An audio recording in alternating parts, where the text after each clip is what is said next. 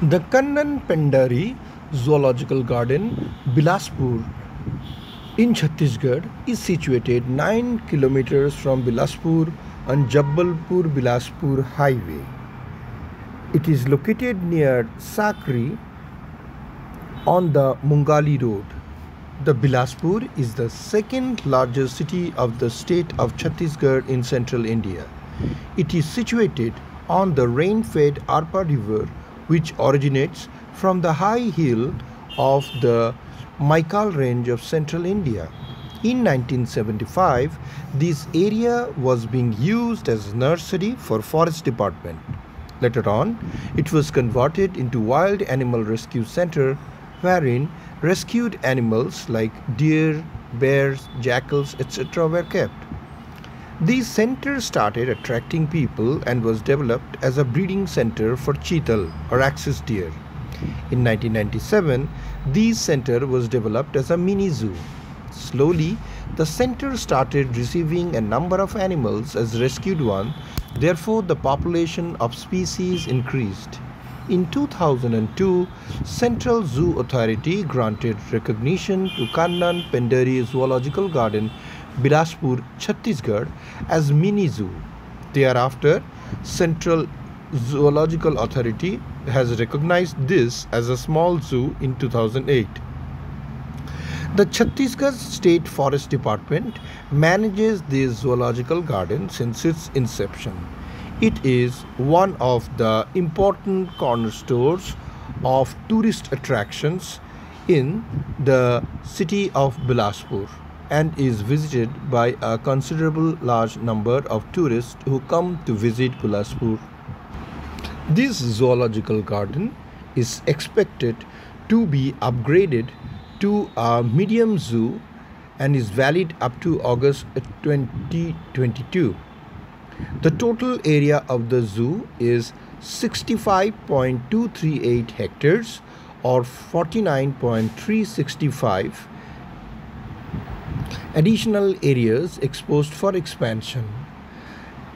Total number of visitors during the year 2021-22 included 19,127, including children's around 66,483.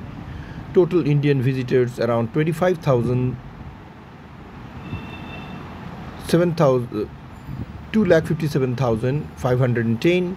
Number of foreigners 1, and about total number of visitors making it 257,511.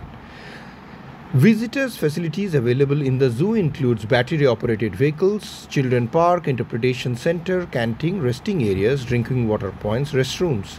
The zoo remains closed on every Monday. The zoo is a point of central attraction for visitors to the city of Bilaspur in Chhattisgarh state of central India. Although the zoo has a wide area covered with natural vegetation and a spectacular location, however, and the maintenance and management of the entire zoo is questionable. The zoo has animals such as an aquarium, birds, which includes both raptors and non-raptor species like peahens, peafowls, various species of owls, kites, ostriches, and big cats, including birds such as animals such as tigers, leopards, white tigers, lions, bears, and different species of deer and antelope. However, the entire place seems to be run down. Lack of attendance by the zoological staff, unguarded and improperly maintained porcupine houses, crocodile enclosures, hippo enclosures, as well as the snake enclosure is in deplorable condition. The quality of the cage is so deadly that it is quite worrisome that once the snakes, or particularly the venomous and the poisonous snakes, could easily escape out of these cages. The quality of the cages is extremely run down.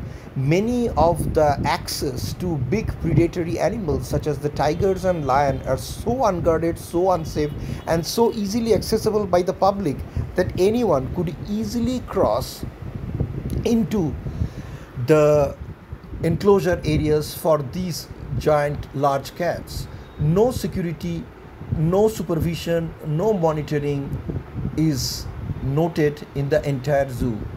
In spite of number of tourists visiting this place is quite high, unfortunately with children being exposed in the entire zoo area, security seems to be a very serious question. Other than the hippopotamus enclosure, most of the enclosures are absolutely run down. There has no safety precautions, nets or separation between the animal enclosures and public accessing it. It's quite dangerous. As you could see, there are complete absence of nets. Anyone who wishes to go inside this enclosure in absence of zero security could easily move into there. Even there are opportunities for the animals to pass through.